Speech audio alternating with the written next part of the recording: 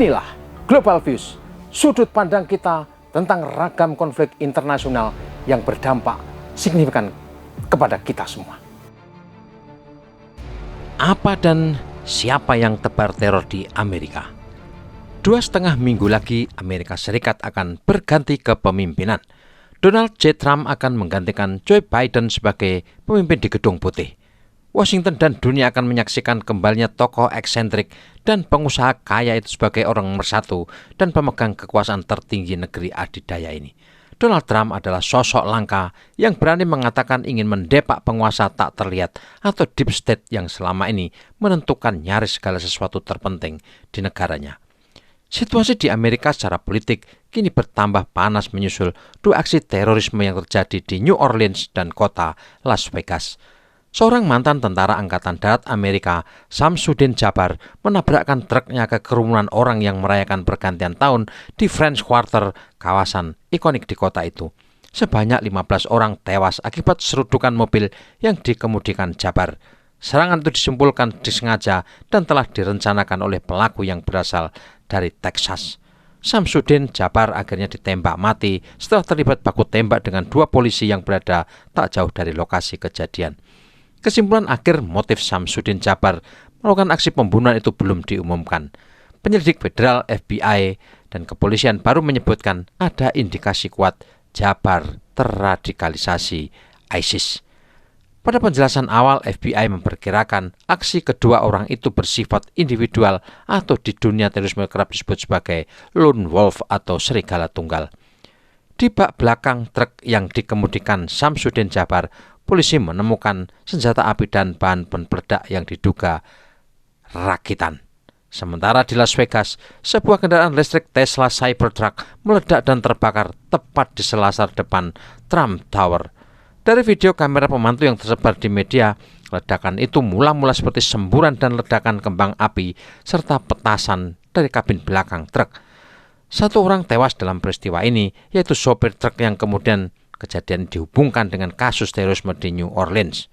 Tesla Cybertruck di Las Vegas yang meledak kemudian diketahui disewa oleh Sersan Matthew Allen Leavelsberger yang masih aktif di jajaran pasukan khusus Baret Hijau Angkatan Darat Amerika.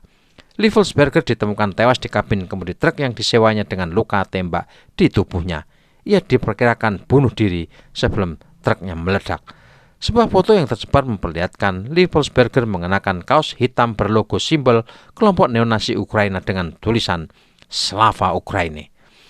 Pria berusia 37 tahun ini pernah dikirim ke Afghanistan, Tajikistan, Georgia, Kongo, Ukraina, dan terakhir ia bertugas di pangkalan militer Amerika Serikat di Jerman. Leavelsberger menjadi bagian dari grup pasukan khusus ke-10 Angkatan Darat Amerika. Ia dan Samsudin Jabbar pernah berdinas di pangkalan yang sama di Fort Bragg. Fakta-fakta tentang kedua orang ini sangat menarik dengan persamaan dan perbedaan yang melatar belakangi keduanya. Samsudin Jabbar terindikasi dipengaruhi ideologi ISIS, sementara Leavelsberger tampak dekat dengan kelompok neonasi Ukraina.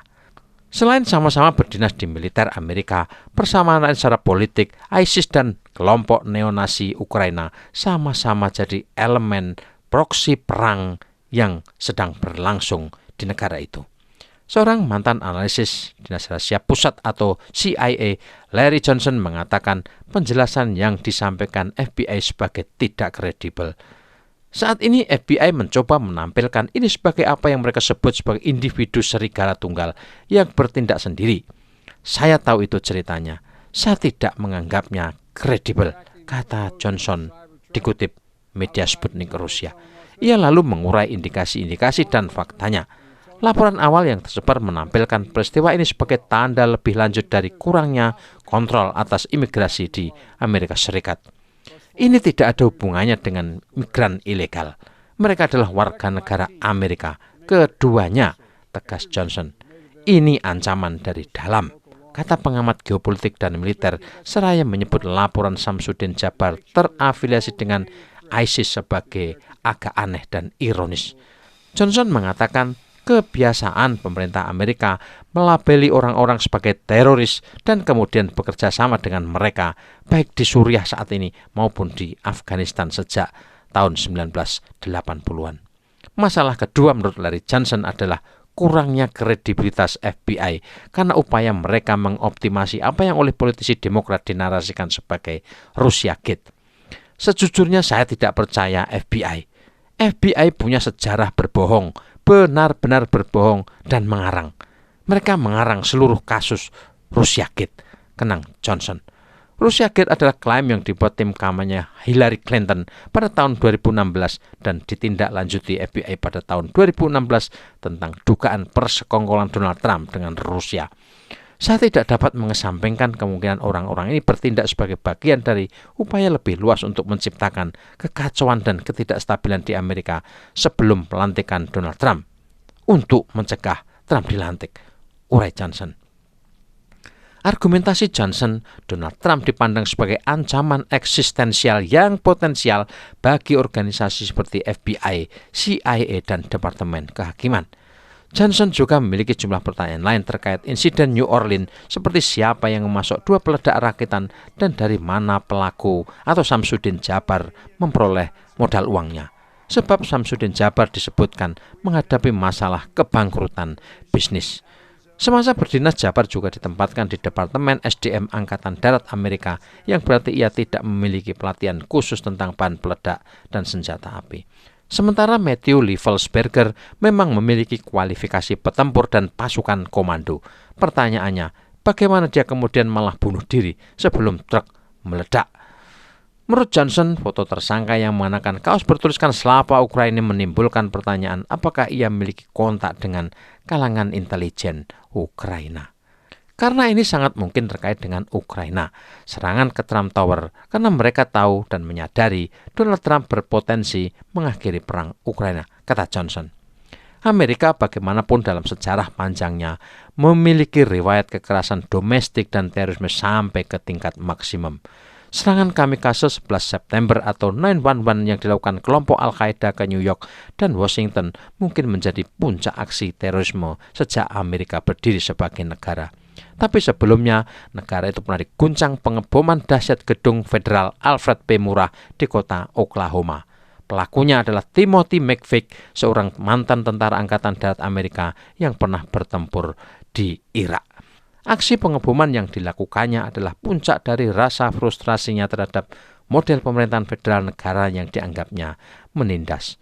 Timothy McVeigh dinilai bukan seorang pembunuh psikopat yang berada di luar batas peradaban, tetapi merupakan dari produk kehidupan politik Amerika. McVeigh adalah seorang prajurit yang sangat dihormati yang bertempur dalam perang Teluk saat Saddam Hussein menduduki Kuwait. Ia akhirnya memandang perang Teluk sebagai pertarungan yang tidak adil, ajang tembak-menembak dengan teknologi canggih, alih-alih sebuah peperangan. Sepulang ke Amerika, ia meninggalkan karier yang menjanjikan di ketentaraan. Seorang anak yang cerdas yang masih berusia di awal 20 tahunan, McVeigh tidak dapat menemukan pekerjaan yang sesuai. Ia berkeliling di pameran senjata, menikmati politik mereka yang kuno, paranoid, konspiratif, dan menurutnya aneh. Peristiwa penyerbuan ke sebuah komunitas di Waco, Texas menegaskan pandangannya yang baru tentang pemerintahan federal sebagai aparat penindas yang secara sistematis merampas kebebasan rakyat Amerika. Rasa jijiknya terhadap pemerintah yang suka menindas berubah menjadi kebutuhan untuk membalas dengan sesuatu yang besar. Pembalasan dengan jumlah kematian yang cukup tinggi sehingga pemerintah akan memperhatikan, menghentikan, dan mendengarkan.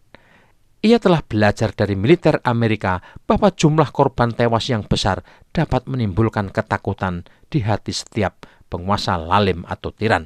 Ia pun telah belajar untuk mengabaikan korban sipil sebagai kerusakan tambahan atau collateral damage yang tidak menguntungkan tetapi diperlukan. McVeigh membendung emosinya dan melaju ke gedung federal, bukan dalam benaknya sebagai pembunuh yang sadis, tetapi sebagai seorang prajurit yang memasuki medan tempur. Penilaian psikiatris selanjutnya terhadap Timothy McVeigh menggambarkan sebagai orang yang pada dasarnya baik yang melakukan hal yang benar-benar mengerikan. Ini adalah sebuah contoh kekerasan dan aksi terorisme yang pernah terjadi di Amerika, dilakukan orang Amerika, seorang eks-tentara dengan motif kebencian atas sistem politik Amerika. Donald Trump dan tentu para pemilih serta rakyat Amerika kini harus ekstra hati-hati menuju pelantikan Presiden ke-47 Amerika pada 20 Januari 2025. Upaya pembunuhan Trump di Pennsylvania beberapa waktu lalu menjadi lonceng serius. Segala sesuatu bisa terjadi dan menimpa dirinya. Keberanian dan tekadnya menyingkirkan kekuatan tersembunyi atau deep state adalah pertaruhan nyawa dan amat sangat berbahaya. Terlampau banyak orang fanatik di negeri Paman Sam yang mampu melakukan perbuatan paling ekstrim seperti eksekusi mencengangkan atas Presiden Amerika Serikat John F. Kennedy. Tribuners, serangan mematikan di New Orleans oleh Samsudin Jabbar dan ledakan bom Tesla Cybertruck di Las Vegas oleh Matthew Liebelsberger memberitahu kita Amerika sedang menghadapi front perang baru di dalam negerinya. Pemerintahan Donald Trump dan J.D. Vance harus menghadapi realitas. Tidak semua orang Amerika nyaman dengan kehadiran mereka di Gedung Putih. Ini tidak saja menyangkut urusan domestik, tapi Trump Vance bakal memberi implikasi serius atas eksistensi para penyeru perang, lingkaran setan kompleks industri militer, dan industri farmasi medis Amerika. Sebagian dari orang-orang di lingkungan inilah yang mengendalikan kekuatan tersembunyi negara dalam sistem politik Amerika. Samsudin Jabbar dan Matthew Liebelsberger hanyalah pion, orang-orang frustrasi yang tidak menyadari diri mereka telah dimanfaatkan untuk tujuan lebih dalam.